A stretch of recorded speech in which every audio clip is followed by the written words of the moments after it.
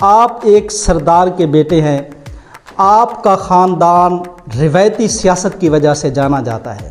آپ اسی نظام سے مستفید ہو رہے ہیں اور پھر اسی نظام کے خلاف بھی ہیں. کیا یہ کھلا تضاد نہیں؟ اعوذ باللہ من الشیطان الرجیم. بسم اللہ الرحمن الرحیم. السلام علیکم دوستو، میں ہوں آصف فراموش. میں تھال اسٹوڈیو سے آپ سے مخاطب ہوں. آج ہمارے جو مہمان ہیں وہ اپنے منفرد خیالات اور طرز سیاست کی وجہ سے جانے جاتے ہیں. ہمارے ساتھ موجود ہیں جناب صدام اللہ خان چانڈیا صاحب. آئیے ان سے گفتگو کا آغاز کرتے ہیں. السلام علیکم سر. وعلیکم السلام ورحمۃ اللہ. صدام بھائی کیسے ہیں آپ؟ الحمدللہ زبردست. آپ بتائیں. اچھا سر، سیدھے سوالات کی طرف آتے ہیں. آپ ایک سردار کے بیٹے ہیں. آپ کا خاندان روایتی سیاست کی وجہ سے جانا جاتا ہے. آپ اسی نظام سے مستفید ہو رہے ہیں اور پھر اسی نظام کے خلاف بھی ہیں. کیا یہ کھلا تضاد نہیں؟ جی اب بولیں سر. نہیں، آپ جو بات کر رہے ہیں نا کہ نظام سے مستفید ہو رہے ہیں، میں یہ سمجھتا ہوں کہ نظام صرف اللہ کی ذات کا ہے. ٹھیک ہے. سمجھ رہے ہیں؟ انسان کی پیدائش سے قبر تک جو ہے وہ تمام مراحل اور سب کچھ، والدین، بہن بھائی، رزق، عزت، ذلت، سب اللہ دے رہا ہوتا ہے انسان کو. تو میں تو یہ سمجھتا ہوں کہ ہمیں جو ہے نا وہ یہ چیز سمجھنی چاہیے کہ کوئی نظام آپ کو نہیں دے رہا، اللہ دے رہا ہے.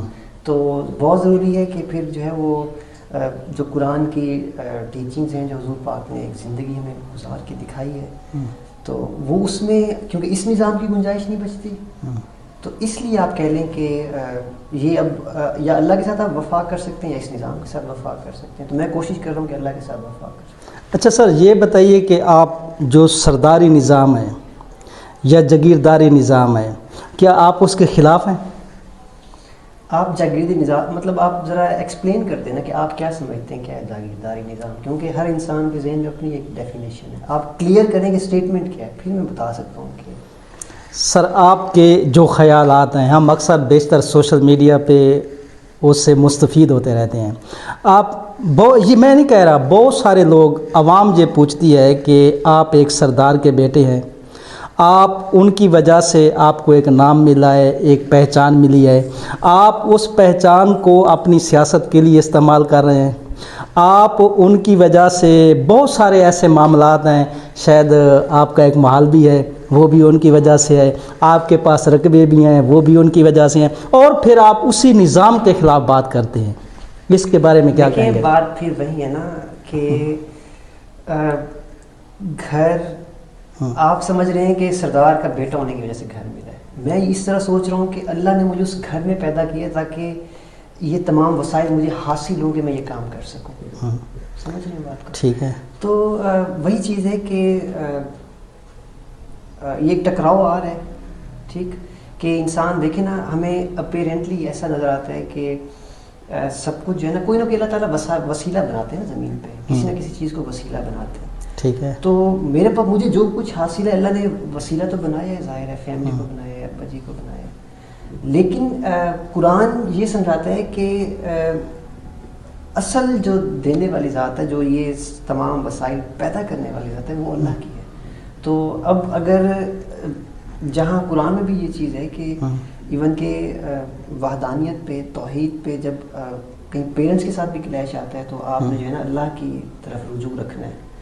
تو یہی چیز ہے یار. میں اس طرح نہیں سوچتا کہ کیونکہ مجھے اس سرداری نظام کی وجہ سے اتنے فائدے حاصل ہوئے تو میں نے ساری زندگی اسی نظام کے ہی گن گانے ہیں.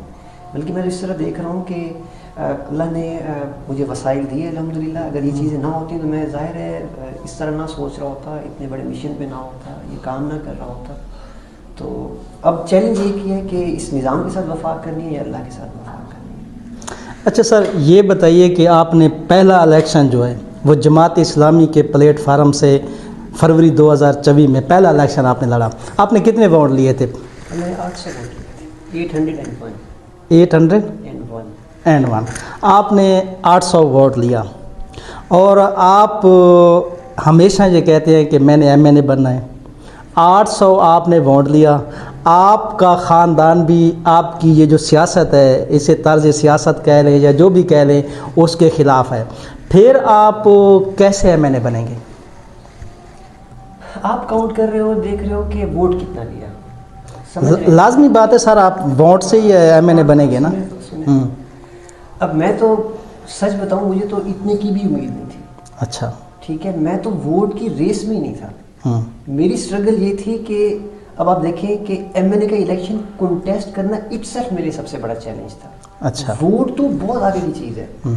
اچھا، اب آپ یہ دیکھ لیں پھر کہ کس طرح کیا کیا حالات بنے کہ اس کے بعد جا کے میں الیکشن لڑا ہوں۔ آپ کے سامنے یہ گھر سے نکال دیا گیا، سب کچھ ایسیٹس لے لیے گئے تھے، تو اس کے باوجود مطلب الحمدللہ اللہ نے ہمت دی، میں ڈٹا رہا، قائم رہا۔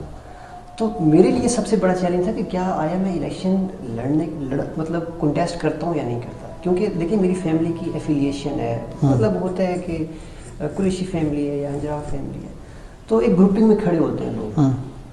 تو میری فیملی 50-60 سال سے پالیٹکس میں ہے۔ اب ابا جی کی ظاہر ہے ایم این اے لیول پہ ایفیلیشنس تھیں، تو میرے لیے تو ناممکن تھا کہ میں الیکشن لڑتا، سمجھ رہے ہیں؟ تو میں الحمدللہ اتنا کام کر لیا، تو میرے لیے جو ہے نا وہ آپ کہہ لیں کہ ایک فاؤنڈیشن اللہ نے بنا دی ہے۔ تو اب اس کے آگے چل رہا ہے انشاءاللہ۔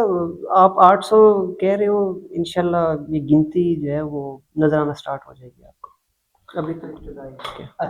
اچھا سر، آپ نے ایک بات کی کہ گروپنگ کی، کہ آپ کے والد محترم اور بھائی ایک گروپ کے ساتھ کھڑے تھے، جبکہ اگر آپ کے خاندان کی ہم سیاسی تاریخ اٹھا کر دیکھیں تو آپ کے والد صاحب نے ایم پی اے کا الیکشن لڑا پیر اقبال شاہ کے خلاف، آپ کے بھائی سردار فیاض اللہ خان چانڈیا نے جمعیت علماء اسلام، بلکہ ایم ایم اے، اس وقت ایم ایم اے تھی، متحدہ مجلس عمل، ان کی ٹکٹ پہ انہوں نے ایم پی اے کا الیکشن لڑا، آپ کے بھائی چیئرمین اور ناظم کا الیکشن لڑتے ہیں۔ پھر جب آپ نے الیکشن میں حصہ لیا تو پھر آپ کی اتنی مخالفت کس وجہ سے؟ اس وجہ سے کہ ایک تو میں سب سے چھوٹا ہوں، ٹھیک ہے، مطلب مخالفت میں نہیں سمجھتا اس چیز کو، بلکہ میں ورڈ چینج کروں گا۔ ایک میں گھر میں سب سے چھوٹا ہوں نا، تو وہ ایک بڑے بھائیوں کو مان ہوتا ہے، پیرنٹس کو ہوتا ہے کہ ہماری بات ماننے کا۔ اور دوسرا یہ ہے کہ میں نے کوئی ایز سچ انہیں پریپریشنس نہیں دکھائی تھی۔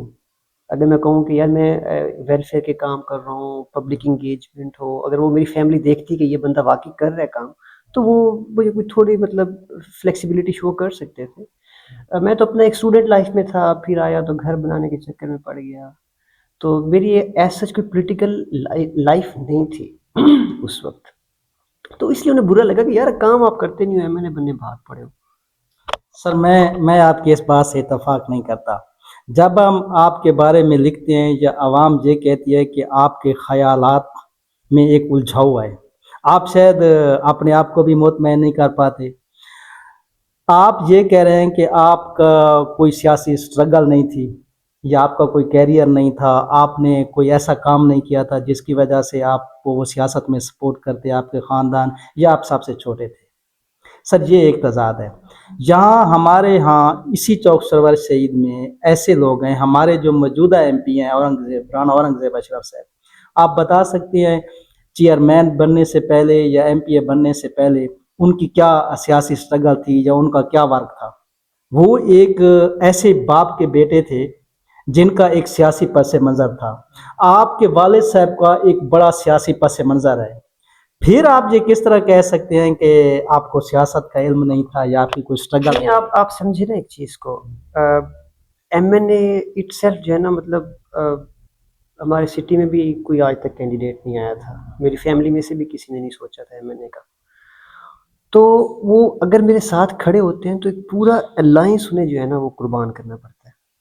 اچھا، اب میری کوئی ایز سچ کریڈیبلٹی تو نہیں تھی میرے پاس کہ وہ مجھے سپورٹ کرتے، ٹھیک ہے، تو میں بالکل بھی نالاں نہیں ہوں، خفا نہیں ہوں۔ ان کے لیے، ان کی پالیٹکس کے لیے وہ فیصلہ بالکل ٹھیک تھا، انہیں ایسا ہی کرنا چاہیے تھا، اور مجھے بھی جو ہے نا اس چیز کا، جب انسان اکیلا اسٹرگل کر رہا ہوتا ہے نا، تو وہ ایک کہہ لیں کہ جو فیول ملتا ہے جو ہے، تو وہ اس کا ایک اور ہی وہ ہے۔ تو آئی ایم ہیپی الحمدللہ، مجھے کسی سے کوئی شکایت نہیں ہے۔